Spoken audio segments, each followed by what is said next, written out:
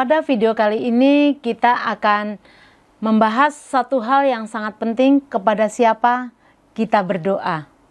Dalam iman Kristen, doa itu bukan suatu yang kabur atau mengawang-awang. Kita tidak berdoa kepada pribadi yang tidak kita kenal. Kalau kita melihat di dalam Efesus 2 ayat 18, mari kita baca. Karena oleh Dia kita kedua pihak dalam satu roh peroleh jalan masuk kepada Bapa. Firman Tuhan menolong kita memahami bahwa dalam doa kita datang kepada Bapa melalui Tuhan Yesus Kristus dan oleh pertolongan Roh Kudus. Mari kita lihat lebih dalam apa maksud dari kebenaran firman di dalam Efesus 2 ayat 18 ini. Efesus 2 ayat 18 berkata bahwa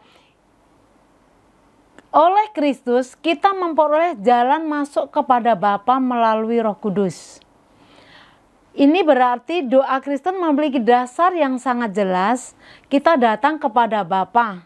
Kita bisa datang kepadanya karena Yesus Kristus telah membuka jalan bagi kita. Tuhan sudah membuka akses bagi kita untuk kita bisa langsung datang kepada Bapa di surga. Dan luar biasanya saudara, kita dimampukan untuk berdoa oleh Roh Kudus itu sendiri. Lalu pertanyaannya, mengapa pemahaman tentang kepada siapa kita berdoa ini menjadi sangat penting? Pemahaman ini sangat penting karena cara kita mengenal Allah sangat mempengaruhi kita berdoa kepadanya.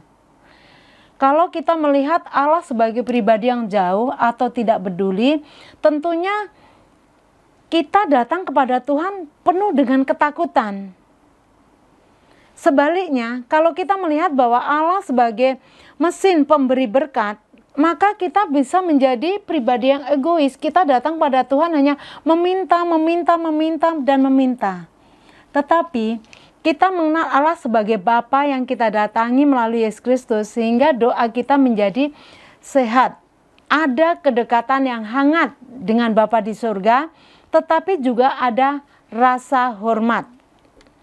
Karena itulah supaya doa kita sehat, kita perlu benar-benar mengerti dan mengenal seperti apa sih Bapa yang kita datangi itu. Nah, kita mau belajar saudara, kita perlu mengenal karakter Bapa yang kita datangi itu dengan benar, supaya kita memiliki keberanian dan kita tahu bagaimana kita datang kepada Bapa.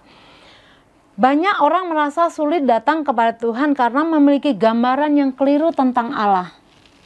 Mereka merasa bahwa Allah itu marah, Allah itu jauh, Allah itu tidak mau mendengar. Betul? Tetapi Alkitab berkata bahwa hal itu sangat berbeda dengan yang sebenarnya. Bahwa Bapa yang kita datangi adalah Bapa yang baik, Bapa yang sabar, Bapa yang mengerti, Bapa yang mengampuni, Bapa yang tahu apa yang kita butuhkan, bahkan Bapa yang menyediakan apa yang kita perlukan.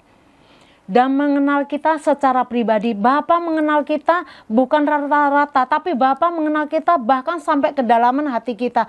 Bahkan lebih dari yang kita tahu, Bapa mengenal pribadi kita. Itu sebabnya hari ini mari kita bahas satu persatu karakter Bapa ini. Yang pertama kita mau belajar tentang Bapa adalah Bapa yang sabar. Saudara, Bapa yang kita datangi adalah Bapa yang sabar. Dia bukan pribadi yang mudah marah, meledak-meledak. Atau Bapa yang punya standar tertentu ketika kita datang kepadanya.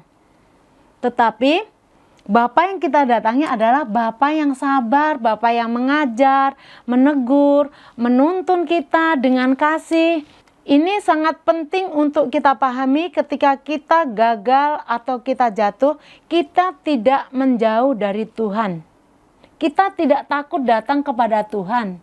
Justru saat itulah, saat kita lemah, saat kita tidak berdaya, saat kita nggak tahu apa yang harus kita lakukan, bahkan kita merasa berdoa, kita datang kepada Bapa melalui Tuhan Yesus Kristus.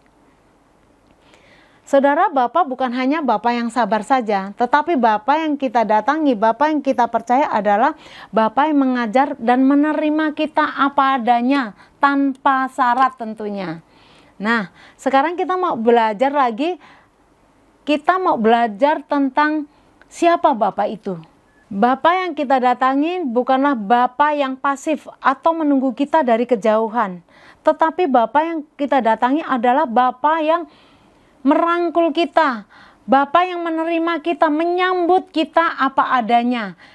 Seperti di dalam firman Tuhan di dalam Lukas 15, kita memiliki gambaran yang terlihat sangat indah dan sangat jelas, yaitu di mana ketika anaknya kembali, ayahnya melihat dari jauh dan ayahnya langsung menyosong, saudara. Ya, mendapatkan anaknya lalu merangkul. Nah, itulah gambaran asli dari Bapa di surga. Begitu juga hubungan kita dengan Bapa di surga. Dia Bapa yang menerima kita apa adanya. Ketika kita datang mungkin dalam kelemahan kita, dalam masalah kita, dalam pergumulan kita, Bapa datang merangkul kita. Saudara, itu gambaran Bapa di surga kepada anak-anaknya, kepada saudara dan saya. Dan saat kita kembali ke dalam pelukannya, kita menemukan bahwa Ia adalah Bapa yang mengampuni, atau Bapa yang menerima kita apa adanya. Bapa yang kita datangi adalah Bapa yang mengampuni. Artinya kita tidak datang kepada Tuhan sebagai orang yang harus memakai topeng atau menyembunyikan diri. Kita malu datang kepada Bapa. Padahal Bapa tahu semuanya tentang kita. Tidak ada satupun yang terselubung di hadapan Tuhan. Kita datang sebagai anaknya, kita membawa dosa kita, membawa seluruh penyesalan kita, seluruh pertobatan kita, kita datang dengan jujur. Bapa maunya seperti itu, saudara, ya. Di dalam Roma 8 ayat 1 berkata bahwa sekarang tidak ada lagi penghukuman bagi mereka yang ada di dalam Kristus Yesus. Tentu saja ini bukan alasan untuk kita bermain-main dengan dosa. Sebaliknya, ini adalah undangan penuh kasih untuk datang kepada Tuhan dengan penuh kejujuran, dengan penuh ketulusan, dengan apa adanya. Amin, saudara.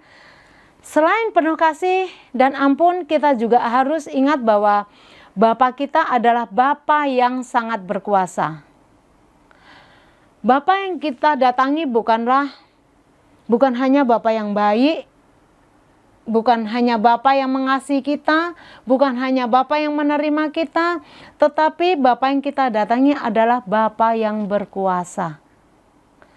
Ia sanggup menjawab doa kita, Ia sanggup memelihara kita, Ia sanggup menolong kita di tengah kelemahan-kelemahan kita, karena Dia adalah Bapa yang Maha Kuasa, saudara, ya. Kadang-kadang kita menghadapi situasi yang rasanya sangat jauh di luar kemampuan kita. Bahkan kita bingung, ini bagaimana caranya? Ada enggak jalan keluarnya?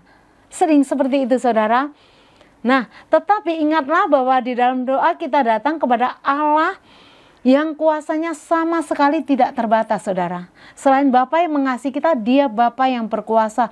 Dia sanggup menjawab doa-doa kita bahkan lebih dari yang kita doakan dan kita pikirkan. Dan dengan kuasa yang besar itu, Ia bertindak sebagai Bapa yang selalu menyediakan bagi anak-anaknya. Bapa yang kita datangi adalah Bapa yang menyediakan. Yesus sendiri mengajar bahwa Bapa mengetahui apa yang kita perlukan. Bahkan sebelum kita meminta kepadanya. Pemahaman ini tidak lantas membuat doa menjadi tidak perlu. Sebaliknya ini membuat kita datang kepada Bapa dengan penuh kepercayaan. Kita berdoa bukan kepada Allah yang tidak menahu soal kebutuhan kita. Tetapi kita datang kepada Bapa yang sangat tahu, sangat peduli, sangat mengerti terhadap seluruh kehidupan kita. Kebudayaannya sangat mendetail. Ini membawa kita pada karakter Bapa yang terakhir yang akan kita bahas, yaitu Bapa yang personal.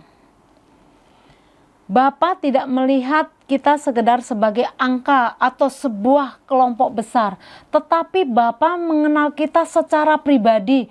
Bapa mengenal karakter kita, Bapa mengenal kebutuhan kita. Bapa mengenal apapun yang kita lakukan. Apakah kita sedang duduk, atau kita sedang berdiri, atau kita sedang di mana saja dan dalam kondisi apapun. Bapa sangat mengenal pribadi kita. Pribadi lepas pribadi. Karena itu di dalam doa kita tidak perlu berpura-pura menjadi atau sebagai orang lain. Tapi datanglah kepada Bapa yang sudah mengenal pribadi kita dengan penuh. Datang pada Bapa yang penuh kasih dan mengenal kita secara pribadi. Jadi tidak ada kemunafikan ketika kita datang kepada Tuhan. Kita datang apa adanya. Karena Bapa mengenal pribadi kita. Sebagai penutup di bagian ini, mari kita rangkum apa yang sudah kita pelajari. Jadi kita bisa menyimpulkan bahwa dalam doa kita datang kepada Bapa melalui jalan yang sudah dibuka oleh Tuhan Yesus Kristus dan oleh pertolongan Roh Kudus. Kita belajar bahwa Bapa yang kita datangi bukanlah Bapa yang jauh, bukanlah Bapa yang tidak peduli, bukanlah Bapa yang tidak mengerti, bukanlah Bapa yang sangat terbatas. Tapi kita datang kepada Bapa yang peduli, yang mengerti, yang mengasihi kita, yang menerima kita apa adanya.